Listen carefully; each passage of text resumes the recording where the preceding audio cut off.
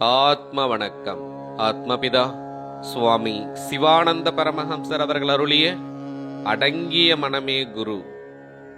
மனமே குரு என்றும் அம்மனமேதான் வடவிருட்சம் என்றும் உள்ளதற்கு முன் அத்தியாயத்தில் சொன்ன புகைதானே உதாரணமாகிறது.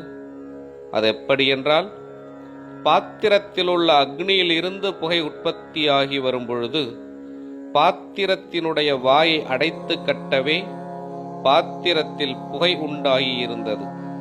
அப்பொழுது புகை வெளியில் வராததால் அதை பார்க்க முடிவதில்லை. எனில் அந்த புகை பாத்திரத்தில் அடங்கி இருக்கும் பொழுதும் புகையாகத்தான் இருந்தது. அந்த புகையே ஆகும் வெளியே பரவியது. அப்படி வெளியே பரவிய பொழுது மட்டுமே புகையை காண முடிகிறது. பாத்திரத்தில் அடங்கியிருந்ததும் வெளியே பரவியதும் ஒரே புகையாகத்தான் இருந்தது. இவ்வாறு நம்முடைய மனம் உள்ளில் அடங்கியிருக்கும் பொழுதும் புகையைப் போல் வெளியினுள்ளில் பரவிய பொழுதும் ஒரே மனமாகத்தான் இருந்தது, இரண்டன்று.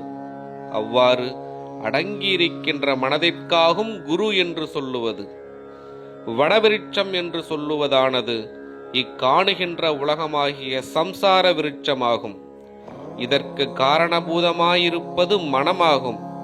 அந்த மனம் மேற்சொன்ன சம்சார விருட்சத்தினுடைய மூலத்தில் தெற்கு முகமாக இருக்கின்றது.